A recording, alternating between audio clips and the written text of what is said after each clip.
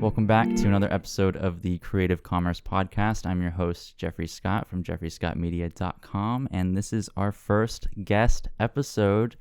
I'm welcoming Kai. Welcome, Kai, to the show. Hello. It's an honor to be here, and I'm glad to be your first guest. Hopefully one of many.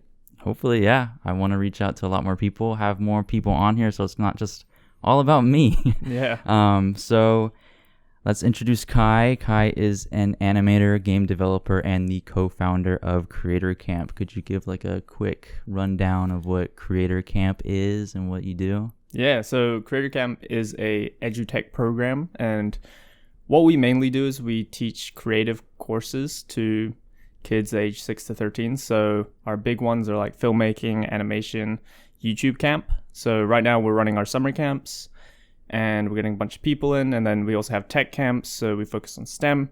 So that stuff is like Minecraft coding, game development, and then we have a new AI camp, which is pretty fun for the kids. But yeah, it's been running it for 3 years with my friends from high school, and yeah, it's been going all right. Cool.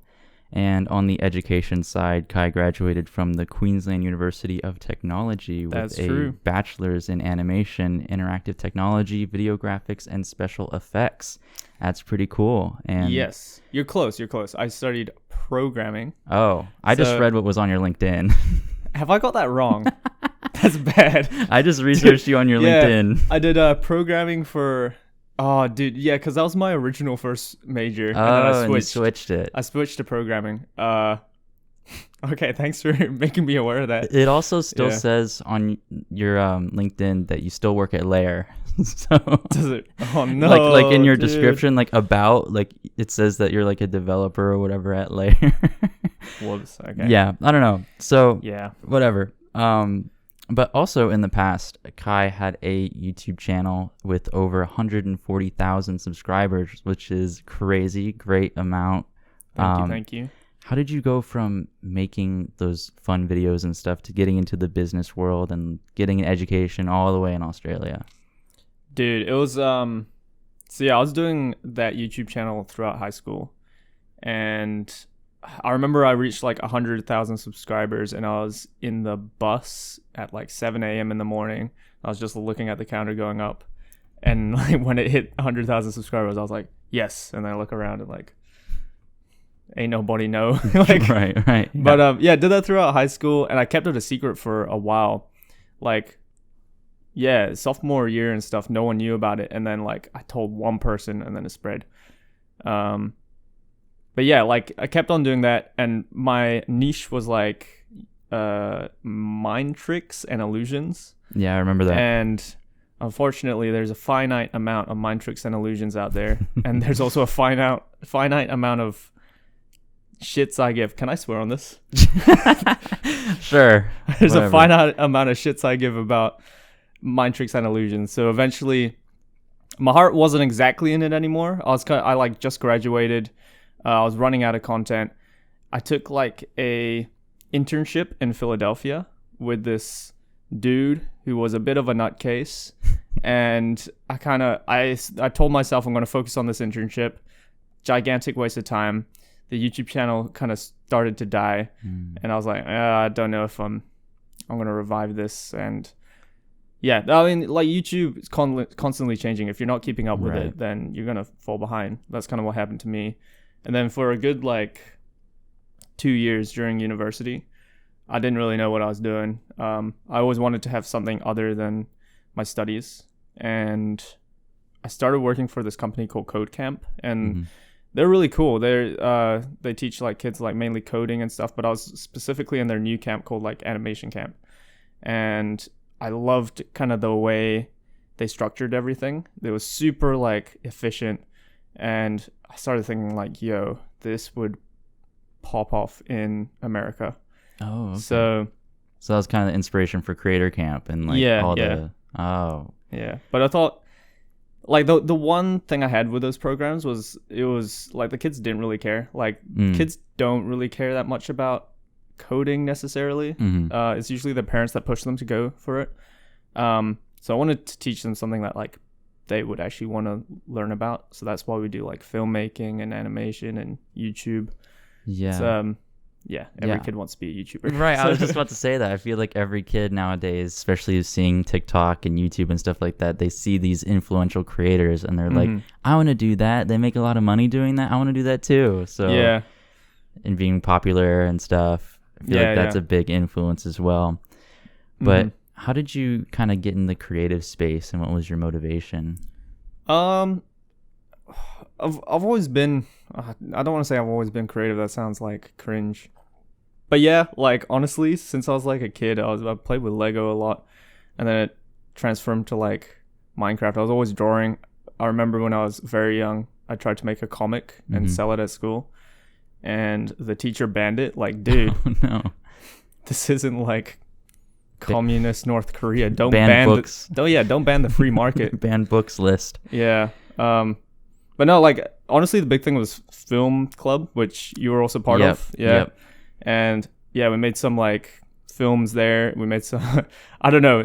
At the time, they seemed really good, but we look back now and they're like, right, yeah. This story don't make sense. Yeah. Our film festival, we would rent out a big movie theater, and our school, we would sell tickets to students at our school, and they would come watch these films and vote on them and stuff. Just a whole fun event for creatives and people who just like films. And I kind of cringe thinking about one of my films, which is like my first film ever, just being shown on the huge big screen, having people watch it. And I look back on it now thinking that was terrible. Dude. Like, for like a bunch of high schoolers to rent out an IMAX theater, 450 seats, and like pretty much fill it up, kind of impressive. And we got sponsors as well. Yeah, and yeah. And we played our like average student films on there, and like everyone was watching them. Yeah, it was a fun time. Like, I think the film fest before you graduated, it was like all the films were like good and had serious intentions with them. But then when I was president and took over, and in 2019 with that film festival, there were a lot of joke submissions as well. Oh, really? Yeah. And did they play? Yeah, they played because we had a shortage of films. We had a shortage of films too. So I mean, they were joke films because they were kind of funny, but also like the motives behind it was funny too. And actually, the funniest one won the actual. Oh, really? They won the Audience Choice Award. It was called Birth of the Girth. Oh, no. You can watch it on YouTube, and they made a sequel too. So I was in both of them because it was one of my friends that made it, who was in the club as well. Were you birthing the girth, or did you? I was. Did you get birthed? It was just a cast of like crazy characters. So like, I was the ice cream man because like at the time I worked at Baskin Robbins, so my name was Donnie Scooper or whatever, and like everybody had stupid names. This guy named Krog, and like I don't know, but it's such a stupid film. There was a guy dressed up in like an Abraham Lincoln costume, and he was like the mentor to like. I don't know. We're going off on a tangent about this, but dude, I want to see this. Yeah, it's on YouTube, both parts, but it's hilarious and so stupid. But yeah, I mean that's high schoolers, right? Yeah. That's kids making content for the first time, of course. Yeah, it's important. For sure. Like, yeah, you got to start somewhere, and dude, everyone's first time doing something is gonna suck. So yeah, gotta embrace it. Like, and like at the time, you think it's like this is gonna be great, and good mindset to have. Everything you do, just think it's gonna be great. It's just that ignorant bliss because you don't know what you don't know. So that's true. You're kind of in your own bubble of the knowledge that you know. Yeah. So before we kind of get in the meat of the interview and more personal questions, let's get into the gear update of the show, the part of the show where we talk about any upcoming gear that's coming out or any software that's coming out or things we personally use or just think are cool. So what gear or software or creative tools have you seen that you've been wanting to use or currently use now? So yeah, I'm like big into the kids education world. So dude, I realized I haven't done many creative projects in the last like year. It's almost a bit sad, but at the same time, like learning loads about like business and whatnot. But cool thing is, honestly, like Webflow has been kind of cool. Mm-hmm. I think it's the closest you can get to physically coding your website without actually coding. And like if you're planning on making like a portfolio or something, because I know your podcast focuses a lot on this type of thing, I definitely recommend it. There's a tiny bit of a learning curve, but it's like much better than Wix or any of these other website builders, and it's very customizable. You have like, you can basically do whatever you want, and you can like make it reactive to like screen sizes. Yeah, I'd recommend it. And by learning Webflow, you get like, honestly, probably like 90% there to understanding the structure of an actual web page, because it uses the same kind of HTML structure but without code. So it's a good like step forward into like if you did eventually want to learn how to code. And it's also great customization and stuff like that. And it's not super expensive. Oh, cool. Because I currently use Weebly for my website stuff and drag and drop builder. Yeah. I've been having problems because I just took some new like professional photos for my website and stuff. And I've been having problems with formatting from the desktop version to mobile version. And just having that formatting screwed up. So that would probably fix it. Dude, make the switch. Yeah. I'm not like, I don't work for them, I swear. But like, yeah, make the switch. Honestly, it'll be worth it. And you'll be able to add that to like the portfolio of things you can do. Because if you can make a website, you know, that's part of marketing. If you can be like a guy that does film, offers that, and websites, that's just more value. Totally. So is it like a website or that you go on and you build, like kind of like a drag and drop builder? It is drag and drop, but very customizable. So it's just like Weebly, I guess, on steroids. Okay, cool. I'll check it out because I'm paying a lot for Weebly for their like pro builder plan, which is like $150 a year or something. So I'll see how it compares and see if I'll make the switch. Something I saw recently that I found last night was a new AI tool called Claude. Have you heard of Claude? No. So if you're familiar with ChatGPT, Claude is like its younger brother, I guess. I found this last night. So it's trying to be competition to ChatGPT. So, and it doesn't use GPT AI. It uses their own, it's called constitutional AI in their way of machine learning. And I find it to be, it's new, but I find it to be more personable than ChatGPT. So it kind of has more human remarks. Like if you say something and say, oh no, I meant this, then it says, I see. So you're saying, and it says that back to you instead of ChatGPT would say, apologies, blah, blah, blah, blah, you know, more machine-like. Does it ask you questions about like your question? Yeah, it does that too. I mean, you could ask and say, like, help me figure out this and ask me questions so you can help me figure this out. Right. And I know for ChatGPT, their plus version that you have to pay for, that has access to GPT-4, and then you can upload documents for it to review and stuff. Yeah. But with Claude, you can do that for free. Like, you can upload like text documents, spreadsheets, PDFs, and have it review it for you. Like, I just did a test and got like the Tesla earning reports and like uploaded that and said, give me the rundown. And so they gave me like 5 or 10 bullet points of like the most important things there. So I thought that was really cool because I don't want to pay for AI yet. I want to have it develop a bit more. I mean, I use AI every day with like chat and text-based stuff, but now I kind of have 2 things to use. There's some competition now with AI, and I think that's pretty interesting. So if I ever need to upload any documents and have it review, then I'll go with Claude because I don't have to pay for that. So. Yeah. This is going to be slightly like controversial, but I'm so glad that AI is now like the thing everyone's talking about, and it's not freaking crypto.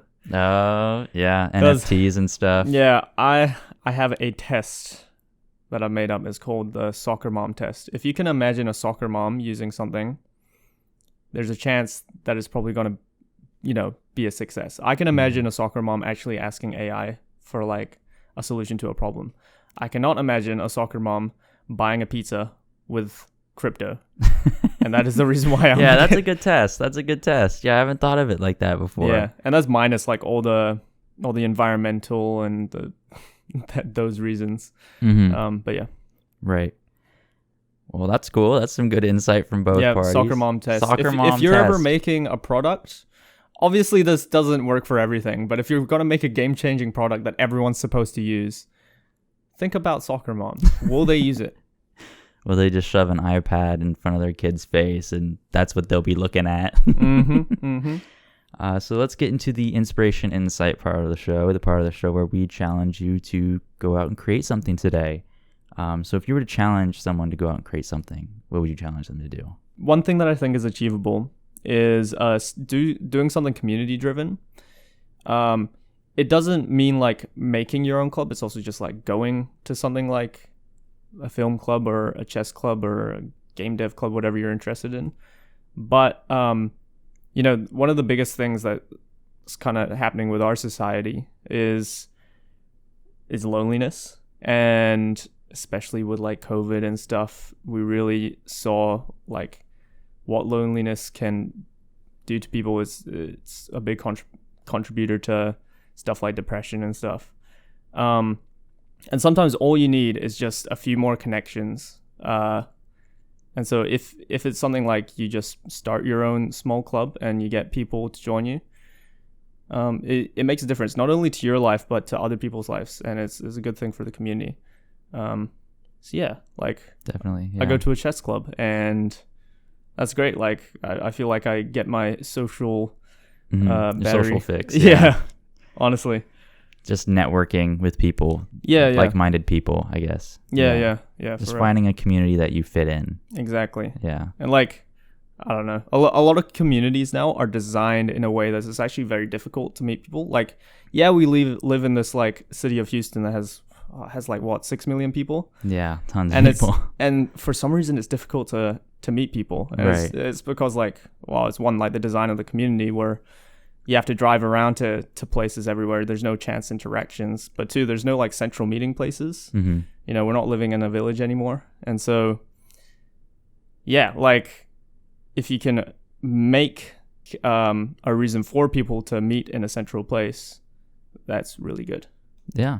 That's a good idea, just to kind of go out and find that. And if you can't go out and physically find that, you could probably search up different communities that you can get into, just email them or kind of get more information, like if they have a website or something. But yeah, that's definitely a way to do that. I do recommend like the best way is trying to be there in person. Yeah, definitely, if you can. Yeah, it's different. We're wired for that type of interaction as much as we want to be like on Discord or whatever.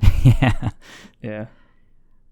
All right, let's get into the main topic, the main interview with Kai. First question, what was it like moving to Australia and going to school there? Oh, dude, I just went there. So I'm lucky. My dad's Australian. Mm-hmm. So I had a choice. I was like, do I go to America or go to Australia? And it's like, I'll just go there. It's a new start. And like, I didn't know anyone there. So first like year or two, I was just bouncing around trying to find like a place where I fit in. Mm-hmm. I joined like a religious group and I'm not religious. And it's like, but they gave a lot of free food. Dude, that makes me sound like such a bad person. No, everybody likes free food. Yeah, like I was just trying to discover like, is there a place that I fit in? And then so finally like I figured it out. It's taken like 3 years. But yeah, like at the start, yeah, like you just honestly, you just gotta accept the fact that you're not gonna know many people and like you're not gonna fit in straight away, and you will probably be slightly lonely. But right, yeah, you just gotta work on it. So I guess the distance really affected that with the difference between the States and Australia and how you networked with people starting from nothing. So how did you kind of like build on that to regain a network? You just start going to places. I went to a Japanese club and I don't speak a lick of Japanese, but I'm half Japanese. And I rock up and everyone's speaking Japanese and I'm like, dang. It was funny because they had a Kahoot and it was about America. And I freaking destroyed it. I was like, double the score of everyone else. Oh my God. And then because it's my name, everyone was like asking who is Kai? Right. And I didn't even know how to answer because I don't speak Japanese. So I was just like, Me. The American. Yeah. Yeah. Yeah. Interesting. But honestly, yeah, like it's tough. You just gotta like go out there, join something. Like if you got a hobby, try and join something to do with your hobby. Try and make friends with the people at like university. Yeah. Yeah. Good advice. There ain't no real easy way. Yeah, pretty much. Yeah. Why did you want to study abroad? Australia is just kind of a cool place. Yeah, yeah. Like it's not the worst place in the world to study. Mm-hmm. So, it was also just cheaper to go there. Yeah, I'm an Australian America. citizen, so it was kind of like, do I wind up with a bunch of student debt or do I go to Australia? Right, So right. I guess it wasn't necessarily a difficult decision. Just changing your environment, I guess, as well. Having Yeah, that as well. yeah, Yeah, changing definitely. things up, Yeah. and just having the convenience to kind of go back and forth if you wanted to. Yeah. Yeah. No, I'm very lucky in that respect. Like, Mm-hmm. yeah. I know a lot of people don't have that, so. Yeah, definitely. Yeah. Isn't it like very expensive for the plane tickets, like to and from? Yeah, like... dude. And it's like so long, and because Yeah. I'll get the cheapest plane ticket, but it's always like 3 or 4 stops. Like to get here, I Mhm. went from Brisbane to Fiji, and then to Fiji's really nice. People are so nice, dude. Ah. Like you show up at the airport and it's like super small, and then there's just this Fijian band playing. And you're like, man, I could live here. But then to LAX, which is like complete opposite to Fiji, it's just this like Mhm. crappy airport with like loads of people. Yeah, could imagine it's very Yeah. crowded. Yeah, And then to Houston. gotcha. Yeah, Yeah. so you kind of get a world tour, basically. You do. Yeah. You do. Just Yeah. seeing the world. That's Yeah. cool. That's a fun way to live. I suppose. Dude, your version of fun's different from mine. Mine's just sitting around waiting for the next plane. Yeah, yeah. Yeah. So I guess we can get into Creator Camp and stuff. Yeah. How was it born? How was Creator Camp born? Yeah, so it was like after being so I was part of like 2 different education programs as just like a side job. And I liked the way that one of them ran. Well, I was trying to search for something to like put all my energy into. This seemed like the right fit. Like education, there's a lot of good money in it as well. Like I won't lie, that's part of the pull. Yeah. And yeah, I just like contacted. Well, okay, so full story. I was working for a company called Code Camp and one called Junior Engineers, and they were really great. Both of them were really great. And they had like these holiday programs, and I'd work in a few. And part of like the parts that I liked was like the structure, and like I got to learn kind of how like these programs work just by working there. But the part I didn't like was kind of how it was. The kids didn't enjoy learning how to code, and that's kind of what those programs focused on. Right. And I wasn't enjoying the kids not enjoying learning. Right. So I was like, this would be great if they actually wanted to learn what they were learning about, and if I wanted to teach what they were learning about. So yeah, it's kind of a double-edged sword with like summer camps, because Yeah. summer camps can be used to be like good lessons, but I feel like there's the other side of the spectrum where it's like rich parents just dropping off their kids at daycare. Pretty much. And the kids are not interested at all. But yeah, so I contacted Kasdan and Robbie and Jackie at the start, and I was like, pitched it to them. I was like, this would like pop off in the US. The US already has an existing kind of like summer camp culture, and it's got a giant summer, and parents are just looking for a place to put their kids. And so, yeah, we offer something that's not like, it's not a daycare, but it's something affordable, and it's something where the parents know that their kid's actually learning something. And also the kids are probably very interested in it as well. Yeah, being a YouTuber and stuff. They're very excited for yeah. it. Yeah, so it's great. It, like the product sells itself kind of in a way. But yeah, like talk to them. We started off with a animation and a filmmaking camp, and we were gonna do it for like two days in the first summer, 2 weeks in the first summer. Yeah. But I think it was actually my dad again who told me, it was like, why are you only doing 2 weeks? That's kind of dumb. I was like, wait, yeah, you got a point. So we doubled it. We did 4 weeks. And that summer was summer of COVID. So it was really difficult. I mean, I had to have a bunch of different like COVID rules and stuff.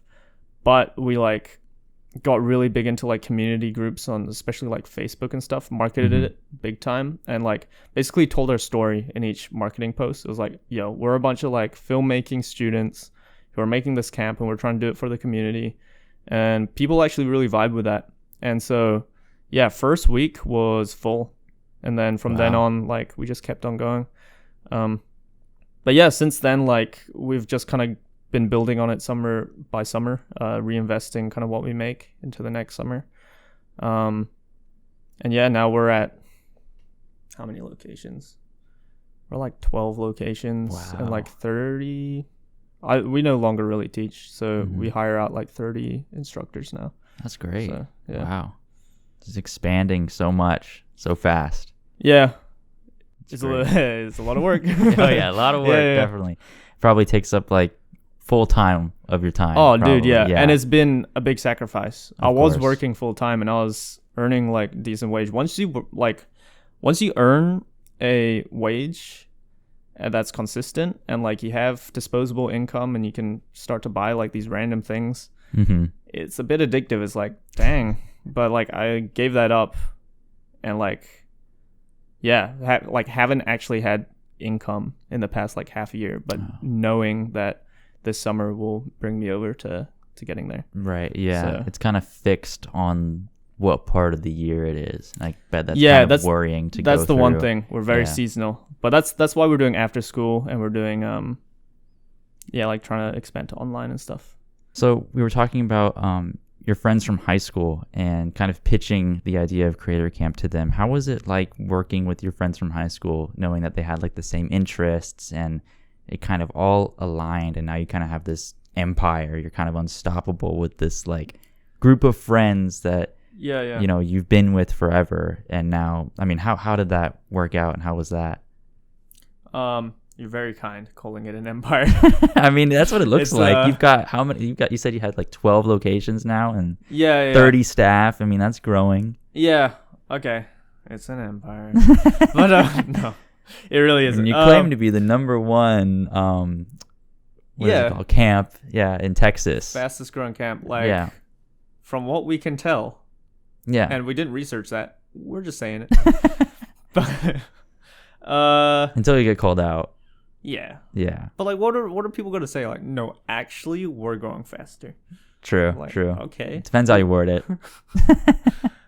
I think it's a real pro. Like, we understand each other, and like occasionally you'll get like disagreements, but since we know each other's like personalities and stuff, we know kind of how to handle it. So we like, even just from like filming together and making short films together, we know how everyone works, and we know how everyone like works under pressure and that kind of thing. We know like the space people need, like yada yada yada. So to me, it's good. Like, I guess there will be some people that say like you shouldn't start a company with your friends, because it gets in the way of the friendship. But so far it's been like we still hang out and we'll still soak in the hot tub and just chat.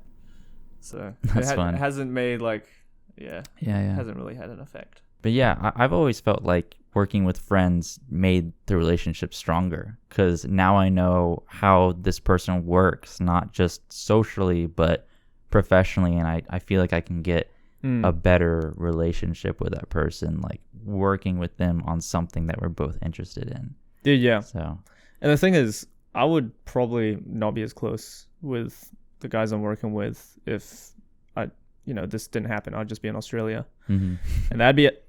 Yeah. So. At what point did you know Creator Camp was going to be a big success? How did you know it was going to work? Probably that first day of camp ever, and we had like the kids coming in, and it just ran, and like having all those kids and they were all happy. Like, there wasn't some crazy like mishap, or like, we were prepared for it and it just worked. Our like curriculums haven't changed that much. Like, our animation curriculum and our filmmaking curriculum are still basically the same thing. So it's testament to like the quality, I guess. You just kind of like, you're never 100% sure that things will be the same way, or like things will continue to work, but it's working right now. So right, yeah, it's great. especially putting like all the time and monetary investment into it, and that risk of like knowing it'll work or not. You got to take the risk. Yeah. And like the thing we've been told is like we're young, you can take the risk. Like Right. if you think about it, like what's actually the worst that can happen even if I lost all my money in this, something like that, dude, I've still got like a house. I can still go and find a job. I can, it's still young. It's not a massive deal. Yeah. Right. Like, Yeah. Yeah. Yeah, that's what I worry about, because in the future, in like a year or so, I want to open my own like physical studio. So like, and rent that space out for creatives, like if they need an ending space, podcast space, like have a psych wall and stuff, and like different sets. Yeah. That's what I want to do in the future. And I'm just worried that I'll buy this space, I'll get all the sets, I'll get all this equipment, and I'm not going to have enough people coming through the door to like sustain that. But I feel like I got to take that risk. Yeah, for sure. Honestly, you just got to go for it. Because I mean, that's the dream of probably what I would want to do, run that. So. And the thing is, I think the worst thing is regret. You don't want to regret not doing it. Right. So even if it burns a little bit of money in the process. You will burn money, but you'll figure out how to not burn money. And eventually you'll either recoup that money, or you'll figure out maybe this is not for me, or maybe you'll figure out maybe there's a better business idea here that's sort of related. Either way you'll learn, and that's like probably even more important. Definitely. Yeah. What year was the most successful, you think, for Creator Camp? Probably this year. Yeah, we're growing, so we haven't had a year where it's been worse than the year past. Do you think it's just like the promotion and like expanding to more locations, just increasing that net of like capturing more people was helped? And it's like stuff like word of mouth. If a kid goes one summer, really enjoys it, he'll tell his friends. We had a kid that came like a summer ago, and then this summer he's bought both of his cousins. He had one cousin with him 1 week and another cousin with him the other week. And the second week they made a much better video. So cousin number 2 is probably a bit more talented. So the same kid did the same like camp course twice in a row. He loves the animation camp. Oh. And he got best picture. He won. Yeah. That's great. He's getting a lot better, and it's really cool to see. And you guys have little like awards that you give to the kids. Yeah. Those are cute. Kids don't understand the concept of best picture. They don't realize it's the best one. They're just like, best picture? I didn't take a picture. We have to explain like, no, you made the best film, but don't tell anyone else. They'll be jealous. Right. We added, so we were just running Monday through Wednesday. Now we added Thursdays and Fridays. So now we've got a full week. Honestly, one of the best things we did was, one of them was bundle deals. So we did discount before, but you're losing money on each purchase if you discount. If you bundle, it's much, much better, because you're incentivizing the customer to spend more, which is great. You always want the customer to spend more, and you can give a discount.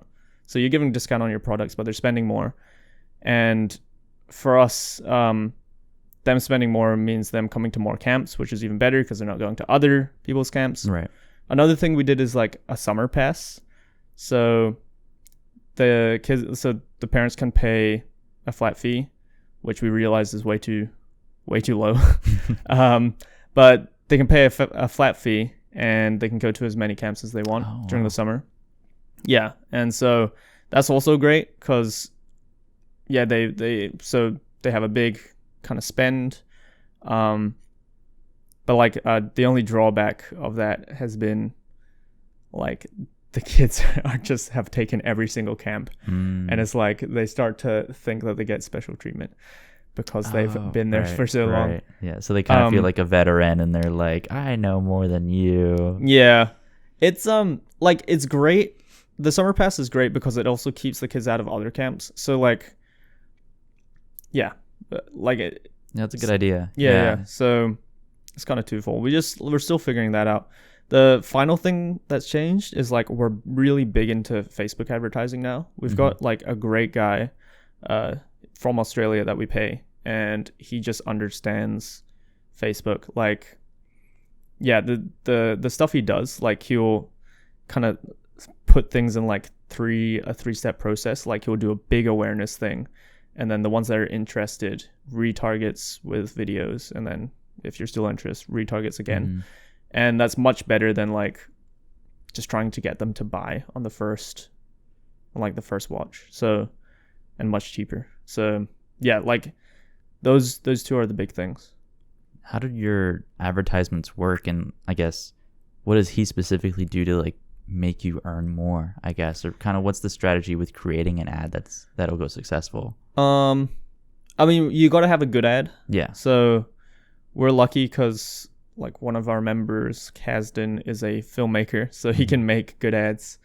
So the content's got to be there. Honestly, the core of it is you need a good product.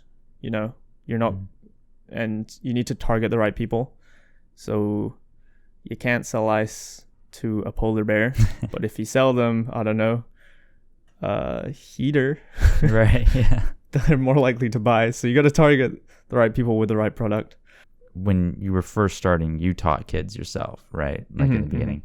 What was your best and worst experiences teaching the kids? There's one kid that always reminds me the reason like why I'm doing this. Like at its core, it is really a giving thing. Actually, take a guess at what like the happiest profession is. There's so many professions. Yeah. Teaching? Yeah, it's literally teaching. So yeah, it's like because you feel like you do kind of have a purpose. Like you're literally changing these kids' lives, and some of them you can actually see they learn this and they're super passionate about it. Like they become really excited about it, and it's probably something they will pursue for the rest of their lives. And like knowing that you just did that is like, whew. Yeah, you're like, just fueling that fire. Nice. Yeah. Yeah. That's cool. But honestly, okay, there's this one kid, and he showed up, and so half of his face basically didn't work. So he had some kind of something there. He was also like a really crappy student. So it was like this weird, I like had sympathy for him, but at the same time, like, dude, you're a crappy student. But like he just loved being there. And there was this one time where he was really sad one of the days, and I asked him why, because usually he was just like all over the place and like annoying other students. I was like, and he said, you know, like, I'm going to get surgery tomorrow. I was like, oh man. And he's like, yeah, I won't be able to be here. And I asked him like, oh, are you scared? And he's like, well, what do you think? When you were young and you got surgery, were you scared? And like, it kind of dawned on me that like, he thinks that everyone just kind of goes through something like surgery. And I was like, dang, yeah, I was scared. But I don't know, just like those little things, like, I don't know, it like made me realize like, dang, I've got it really good. And also just seeing like how positive he is. Right. And he's like loving it. He would show up like with a suit on the Oscars day. So Oscars is like something we do where like we show off all the kids' films on the last day, and we make a mock Oscar ceremony. He would like pretend to be the bodyguard. But yeah, like going from like me kind of being like super annoyed at him for being just a bad student to just like realizing, man, this is just a kid and he's just like in his own kid world. Right. And he's just like trying his best, just trying to enjoy it. Like, yeah. Yeah, just seeing people's different life experiences and just learning from each other, I guess. Yeah. Yeah. Worst kid. This kid that just kept on like walking away, just like out of the classroom. He would like say he's going to film, and then he'd just like leave, and then we'd try and like I'd try and find him, and he's just like hiding in some corner of a corridor, like 2 corridors away. And I'm like, dude, I've told you, stop leaving. And like, I don't know.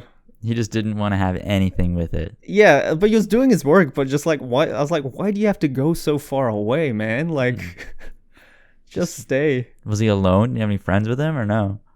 No, he'd just like always want to leave. And like, he was a late pickup student. And even then, he would always just like start wandering around like in this dark like church. Explorer. And I'd always have to be shouting, and it was just so annoying. It's like, dude, why? Stay here. That's a pretty tame worst experience. That's the one I could think of. Top of the head. Honestly, yeah, there's like worse ones, but like at the end of the day, they're all kids, and you get some bad kids.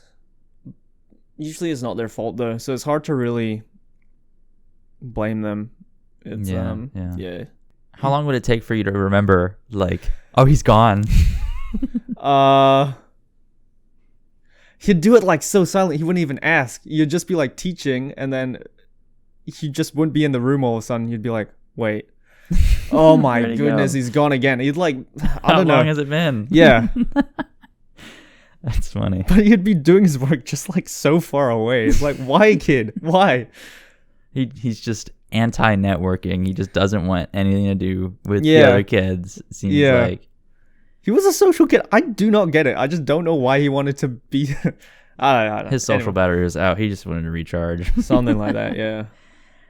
How do you stay motivated, and what is your why for doing things? You kind of do this because you're trying to build some sort of future, I think. I find like a lot of fulfillment from it. So that's kind of what pushes me. Yeah, and it's just like those kids that make it worthwhile. That's what keeps you going, and that's what like makes you really want to keep on improving. And yeah, there's always something to improve. Definitely. Yeah.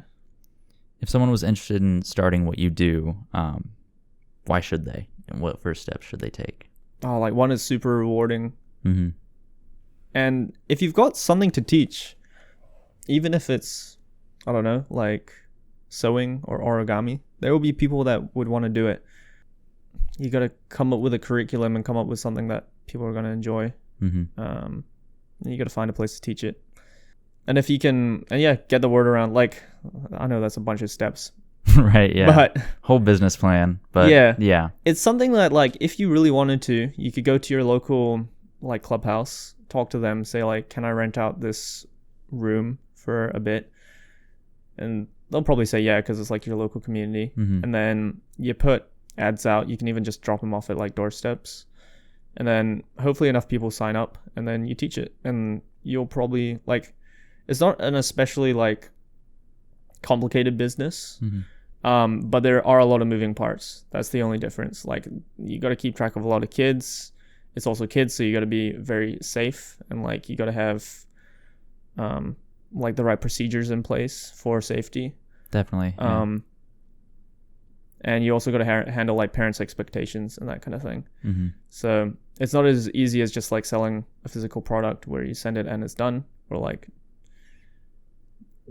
doing a service where you do it and like you're dealing with adults. Like, this is kind of, you're dealing with a lot of different people, right? From all different backgrounds. So yeah, just trying to deliver something that is applicable to everybody and just satisfies everybody at the end of the day. Yeah, and you got to make both parents and kids happy. Yeah. So yeah. Are there any specific habits or routines you found helpful in building your creativity or productivity? I think you need balance in everything. So, and also like I work hard, but there's a limit, you know. Like, you can't just be going at it 24/7. You got to have like your escapes and stuff like that. Go to the gym. I play a lot of soccer, and also just knowing that the other people in your team also need that. So I don't think that you should really pressure yourselves into trying to create good habits or whatever. Do what you think, do what's manageable for you, and do what's best for you, but don't stress yourself out about it. Yeah, I try to keep to like a sort of a strict routine. It helps like kind of timestamp what I do in the day, I guess. That sort of helps, but you kind of seem like you're go with the flow with it, sort of. Yeah, like obviously you shouldn't do anything like stupid. Like, just I don't know, but just kind of know what you need to do and just completely balance it out. Like, you shouldn't be like going at something 100% all the time, because it's just not feasible. Right, you need your rest days. Yeah, you need your rest, and sometimes less is more. But don't take that too seriously, because then you'll do nothing. Look, I wanted to switch it up and ask me some stuff. So interview with me, I guess. So go ahead. Yeah, so I haven't I haven't caught up with Jeffrey in a while. Last time I saw him was like, oh, how long has it been? Probably like 2018, like 2018. probably when you graduated or something. Yeah. So like 5 years. Yeah. So all I've seen is Jeffrey's work on his Instagram and like his YouTube videos and stuff, which is all very cool. But Thank you. I want to know, what is Jeffrey like as a person now? The transformation. Yeah. All right. What college do you go to? Texas State up in San Marcos. Cool. And you went straight there from high school? Yes, I did. Texas State. And did you do that for 4 years? I am still in it now. Graduate next semester. So I'm a winter grad. So 3.5 years. I took some dual credit in high school. So Gotcha. But yeah. Texas State. Mm-hmm. And what's like your degree? Mass communications. So it's like within electronic media, and my focus in it is in multimedia. So basically what I do now.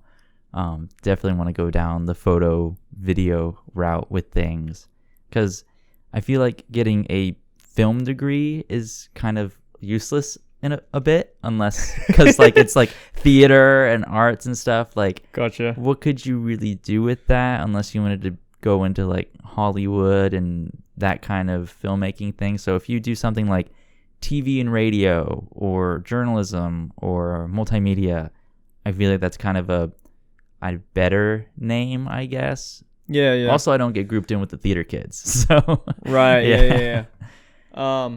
Yeah, those are definitely like portfolio focused. So right. Yeah. A lot of project-based classes too. Yeah. Oh, dude, I know a bunch of filmmaking students in Australia, and in Australia the filmmaking industry like so small.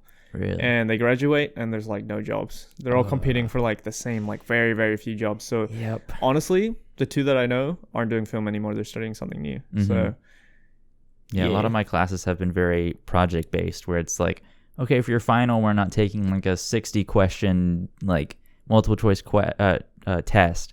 Create a website. Do that. Like that's your final. Create this website with this stuff on it. That's how it should be. Yeah. Because like, and how pointless would like a film test be for It's like, all right, we watched like 10 movies this year. Yeah. What happened in Alfred Hitchcock? Like, yeah. What company is Canon from? Oh, do you know that? No. Japan?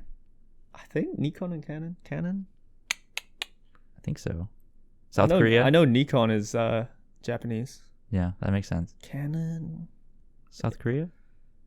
Maybe. What are you like planning on doing, do you reckon? Hopefully, I mean, I'll have full time to focus on my freelance video photo business. So getting more into that and just learning more about how to create, getting into different mediums to create. Like I have a 360 camera that I've used a bit, but my main focus with that investment was trying to get into real estate, like virtual tours. True. I haven't got any real estate agents yet who have wanted to do it, even though I've offered it for free to people, but they might just be sketched out by offering something for free, or maybe their brokerage already has like some fancy system that does that. But I don't know. I've just got a little Insta 360, like pocket size 360 camera, and I want to create like virtual tours and stuff. That's kind of my next move with like on the real estate photography and videography side, but still making like showcase videos and doing photography and stuff. But any industry I want to get into, like for promos, commercials, car dealerships, gyms, anything really, any cinematic video photo content. Yeah, hopefully that be my like full-time gig, being a full-time filmmaker, I guess. But then also in the future, making my own photo video studio, like I talked about earlier, like having a creative collaborative space for people to rent out, because I feel like there aren't many of that in Houston. Like if there are, it's meant for like people with iPhones or whatever, and they just go take selfies and like fun places like that, like very not professional. So having like a professional studio for other professional filmmakers and photographers to come, and they can bring all their gear and stuff and do a shoot there and use the sets and equipment that I would have, you know, just make it easier. I think that would be cool. You know what would be cool is I don't know if I've really seen this, but like you also make it like something like an Airbnb. So yeah, they could rent it for like a night or a few days, but they also live there, so you're getting a lot of like income. Yeah. And it's also they live in the studio. Yeah, for like, because some of them would want to like do like a big project or something. So opposed to them spending their money at a hotel nearby, and like them trying to like, oh, I only think I need like 2 hours today. Right. You get them for the entire time, and it's also safer because like if you're not getting as many clients in like the film side, you just open up the Airbnb side a bit more, and like you just get people coming in. Because that is an interesting idea. A film themed place to stay is cool, even though, you know, like, yeah. Just need the space for it, for sure. Yeah. That's the thing. There is a similar site, but not for people to like live in it. It's called Pure Space. I think that's going to be probably my main source of trying to get it out there. And Pure Space is basically like, it's like Airbnb. You like list your space on there, but it's meant for like studios or places to rent out. Gonna try that. Cool. Similar model to Airbnb, but on like the rental studio side of things. Just film, you reckon? For my studio, I want to do like photo, video, any content creation. But Pure Space, pretty sure you can like find like dance studios and like other places that you can rent. Yeah. Is it so?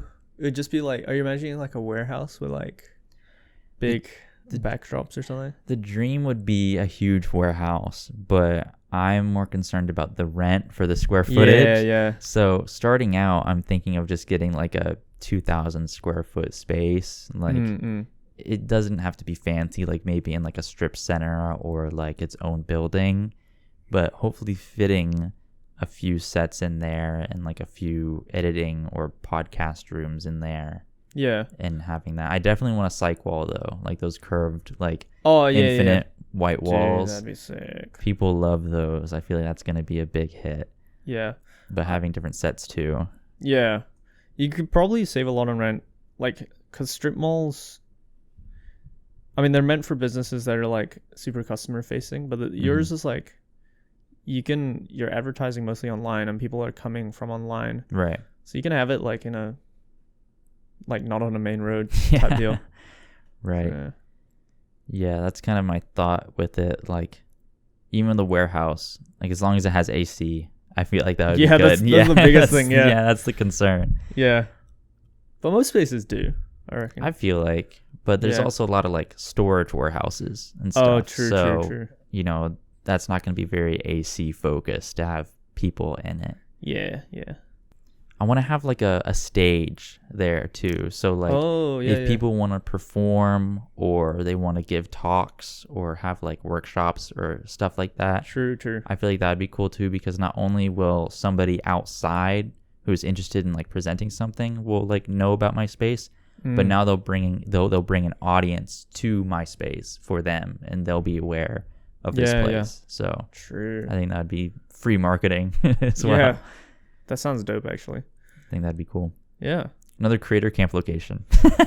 Dude, if it has 3 separate rooms, heck yeah. Yeah. Honestly, would rent that. Easy peasy. There you go. Yeah. 13th location coming soon. 14th? I don't know. But yeah. Yeah. No, honestly. I mean, it sounds like it's going to be a big thing to do. But big thing is you're doing it yourself. Major pro because you 100% own it. Mm-hmm. Like, splitting up the pot at the end of the day with a lot of people is like, oh, we made this money. Wait. Right. Yeah. If I want to get help, I would be at the point already where I'm financially stable and I want to hire people to work there. Yeah. I think it's good to have a few co-founders, like people that actually care as much and like, yeah, because putting it all on yourself is tough. Yeah. I mean, that's why I'm kind of splitting the work between now and then, like from now and then, I've created like a few like business plans and like social media plans, listed out like what equipment and things that I would need, the total cost of that, adding maybe like a couple $1,000 buffer, like just kind of listing things out so I could like physically have it on a sheet and kind of have like a better idea, like for when I want to reference it in the future, I can look back and see like, okay, here's what I want, here's things budgeted out like here. So just kind of progressively working on it throughout until I want to actually do it.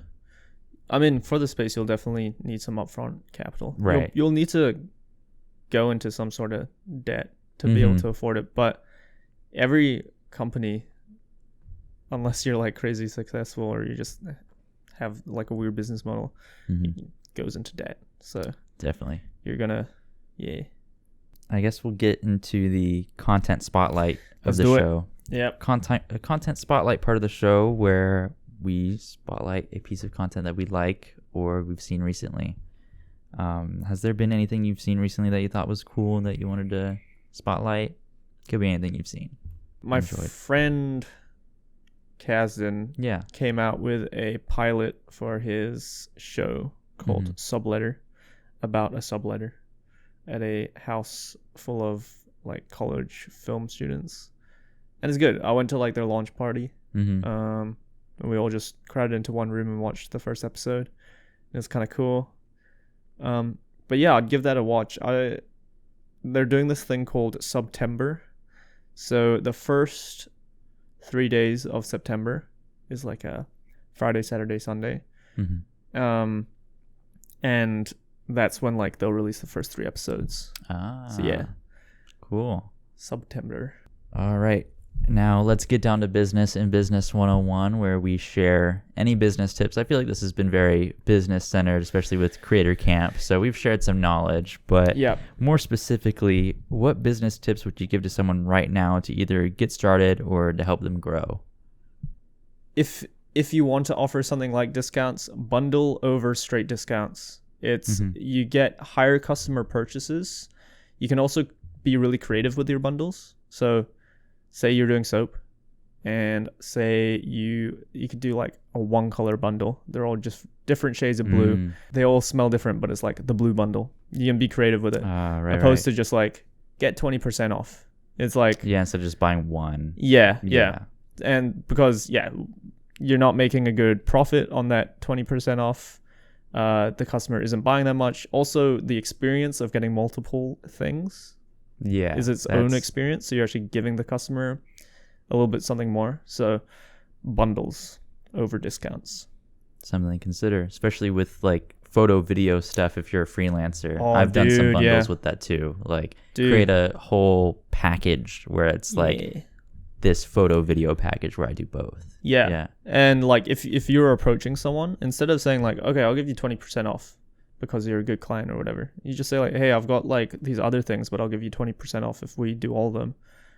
And then boom, you're now doing more work. They're paying more. And you still have that good feeling. They still have that good feeling because they just got 20% off. Right. And you have that good feeling because you just gave them 20% off, but it's 20% off all this stuff. Right. So sometimes even just creating a discount out of nothing. So like kind of like raising the price and saying, oh, there's a value now, like with it. Yeah. You offer something that used to cost $2, but you raise it to $3 and you give a $1 discount. Right. Yeah. It feels better. Yeah. Yeah.